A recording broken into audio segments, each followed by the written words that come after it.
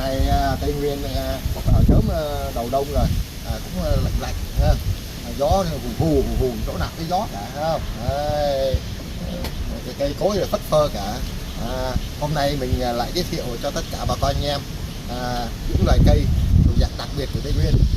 Cái này toàn là cây ngoài rừng thôi, nhưng mà được cái là mình bứng về nhà rồi mình trồng, nên mình giới thiệu với tất cả anh em những cái loài cây quý, vừa làm cảnh vừa làm thuốc luôn.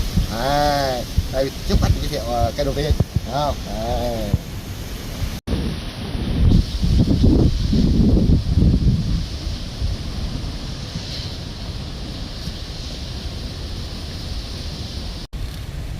Đây là người ta gọi là cây hồng trà. Cái này nó mọc hoa ngoài rừng ấy, không? Nó nhỏ nhỏ này này. Đấy, mình bước lên trồng cái hơn năm rồi đấy, giờ nó to này, đây cao đây, hoa là rất là đẹp. Không có một cái loài hoa nào mà nó bền như cái loài hoa này trên.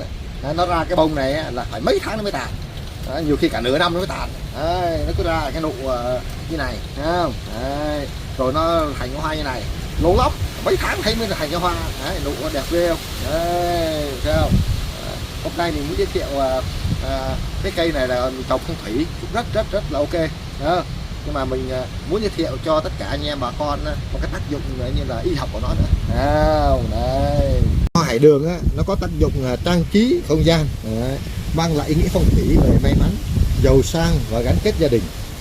Về mặt y học cổ truyền nó có tác dụng là giải độc, cầm máu, thanh nhiệt, làm mát gan và giảm ho, đau họng. Giải độc và cầm máu, giúp điều trị các tình trạng như thổ huyết, ho ra máu, chảy máu và băng huyết. Thanh nhiệt và làm mát gan, hỗ trợ thanh nhiệt, bổ gan, giải độc gan và giảm mụn nhọt. Hỗ trợ đường hô hấp này, giúp làm giảm hiệu chứng đau họng này, ho có đờm này. An thần, có tác dụng an thần, giúp căng thẳng và điều hòa kinh nguyệt này. Tác dụng phong thủy và trang trí là lại mang lại là may mắn này, tài lộc. Theo quan niệm dân gian, hoa hải đường tượng trưng cho sự giàu sang phú quý, may mắn và thịnh vượng, gắn kết tình cảm gia đình, biểu tượng cho sự hòa thuận, gắn bó và yêu thương giữa các thành viên trong gia đình. Trang trí không gian, mang lại vẻ đẹp tươi mới, ấm cúng cho không gian sống và được ưa chuộng trưng bày vào dịp Tết. Lọc không khí, giúp lọc không khí, cải thiện môi trường sống xung quanh. Đấy, nó có nhiều tác dụng khác nữa, nhưng mà mình mới giới thiệu sơ sơ vậy thôi. Còn cái liều lượng của nó là hôm nào mình làm một cái video riêng để cái liều lượng của nó.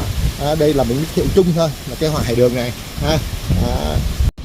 Những người anh em ở Tây Nguyên nên vào rừng tìm, cũng rất nhiều, cũng sẵn lắm, cũng nhiều chỗ có lắm. Tìm về mình trồng lấy một hai gốc, mình trồng ngay cái cửa, rồi mình trồng trong phòng cũng được, trong phòng khách ấy cũng được. Kiểu như là nó đã ra hoa lâu tàn lắm. Cái hoa của nó ra là kiểu như là mấy tháng mới tàn. Nên là trồng là vừa đẹp, vừa thanh lọc không khí, lại vừa làm thuốc.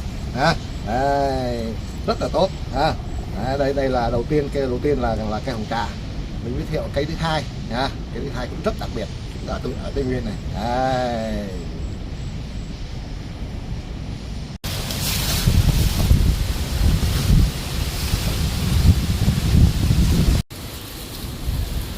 Cây thứ hai mình muốn giới thiệu cho tất cả bà con anh em một loài cây cũng rất là quý. Phải nói là sâm cau. Cái này mình phải nói là nó tốt, cũng như là ngang ngửa với nhân sâm Hàn Quốc. Hàn Quốc thì nó có nhân sâm, còn Việt Nam mình thì có sâm cau. Sâm cau, sâm mây cũng là nó đây. Cái này ngoài rừng là nhiều lắm. Cái chỗ đất đỏ thì nó ít, mà cái chỗ đất trắng là ra nhiều lắm. Đây là mình bứng về, cứ lâu thấy một hai bụi cái bứng về cái mình nhân giống lên trồng hết cái khu này, vừa làm cảnh, là vừa như là làm thuốc. Lấy cái rễ của nó làm thuốc là rất là quý. Nó ở miền Bắc thì nó có cây huệ đá, cái sâm cau thì nó gần đây là sâm mây thì nó cũng gần như tác dụng gần như nhau. Mây này có tác dụng là bồi bổ sức khỏe, hỗ trợ điều trị bệnh lý khác nhau, nhiều bệnh lý khác nhau nha, như là suy nhược cơ thể này, yếu sinh lý này, các bệnh về xương khớp này, hô hấp này, và giúp tăng cường sức khỏe đề kháng này.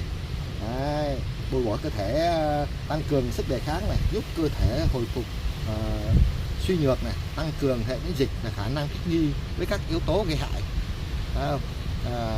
Tốt nhất là cái này nó có một chức năng đặc biệt là hỗ trợ chức năng sinh lý, có khả năng bồi bổ, bổ thận này, tráng dương này, tăng cường sinh lý ở nam này, và có lợi cho phụ nữ sau sinh này, tốt cho hệ hô hấp này, giúp làm dịu cơn ho, làm mát gan, giảm viêm phế quản và hen suyễn, cải thiện sức khỏe tim mạch, giúp điều hòa huyết áp, ổn định nhịp tim và phòng ngừa đột quỵ.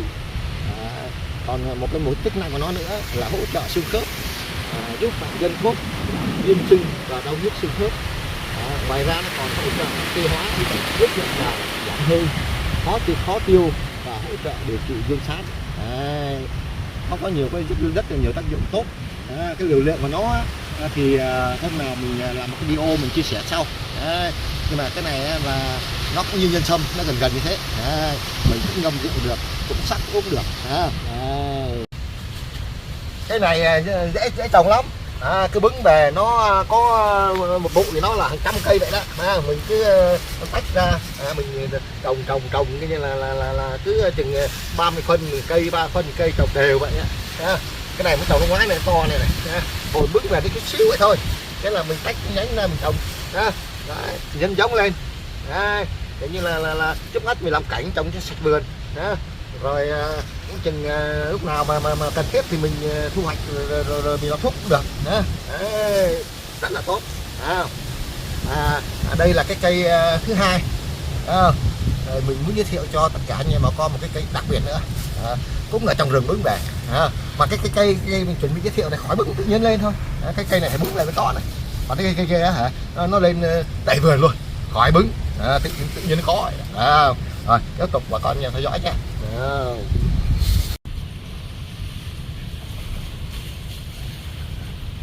Cái cây thứ ba mình muốn giới thiệu cho tất cả bà con anh em là cây mã đề. Cây này là cây bọc hoang này. Đây là cái vườn nhà mình, đây là tự nhiên nó mọc lên mình để luôn đây. Đây là cái bông của nó này, là cái bông của nó này ha. Nó rụng nó lên dít lên hết cái khu này. Mỗi năm thường mình làm sạch luôn. Đấy, năm nay như là để trừ lại mấy cây này để làm thuốc, thấy không? Đấy. Mã đề ấy, nó có nhiều tác dụng trong y học cổ truyền như lợi tiểu này, thanh nhiệt này, trừ đờm này, chống ho này, chống viêm loét này và cải thiện các bệnh về đường hô hấp này, tiêu hóa, tiết niệu. Tuy nhiên cần thận trọng khi sử dụng, đặc biệt không nên dùng cho phụ nữ mang thai hoặc những người có chức năng thận yếu nha. Đấy. Tác dụng nổi bật của cái mã đề ấy, là lợi tiểu và thanh nhiệt, giúp hỗ trợ điều trị các bệnh về đường tiết niệu như viêm bàng quang này, sỏi tiết niệu này và giảm tình trạng bí tiểu. Ngoài ra nó có tác dụng hỗ trợ hô hấp này, có tác dụng trừ đờm, giảm ho và chữa các bệnh về viêm phế quản. Chống viêm và làm lành vết thương. Các hợp chất trong mã đề có tác dụng kháng viêm, giúp làm dịu các triệu chứng nhiễm trùng ngoài da và thúc đẩy vết thương mau lành này. Rồi cái hay nhất của nó là cải thiện tiêu hóa này, giúp ức chế axit dạ dày này, bảo vệ niêm mạc và có thể hỗ trợ điều trị viêm loét dạ dày tá tràng này. Ngoài ra nó còn giúp sáng mắt này, giảm cái triệu chứng mắt đỏ này, đau mắt này. Điều trị các bệnh khác này, hỗ trợ điều trị tiêu chảy này, chảy mốc cam này, chốc lở ghẻ cho trẻ em và cao huyết áp này. Mình dùng mình tránh dùng vào buổi tối nha, vì nó có tác dụng lợi tiểu nên uống mã đề vào buổi tối là đi tiểu rất nhiều lần, rất là phiền phức. Và thận trọng với những người có bệnh về thận này, những người suy thận hoặc thận yếu không nên sử dụng mã đề vì nó có thể làm tăng gánh nặng cho thận. Ngoài ra lưu ý cho phụ nữ khi có thai không nên dùng. Kiêng kỵ, những người kiêng kỵ dùng mã đề nên hạn chế các chất kích thích như rượu, bia, gia vị cay, đồng để tránh phản tác dụng. Đó, mỗi lần mình dùng mã đề là mình kiêng những cái đó, không?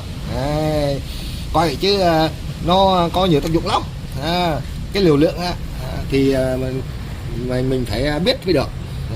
Trước mắt là mình mới review mấy cái cây này cho bà con anh em biết thôi. Đây là cây thuốc thuộc dạng quý đấy, rất là quý.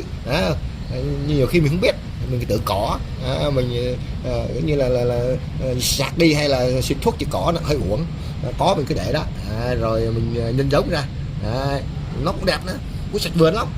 Trồng cái này thì mấy cỏ chỉ lên không nổi đâu, cũng là rất là tốt đấy, thấy không? Hôm nay mình review giới thiệu 3 loại cây này thôi, thấy không? Hôm nào mà có dịp mình lại giới thiệu những loại cây khác, những loại cây quý mọc hoa. Chứ cây nhà trồng thì cũng rất là nhiều, nhưng mà những cây hoa mình không biết đấy.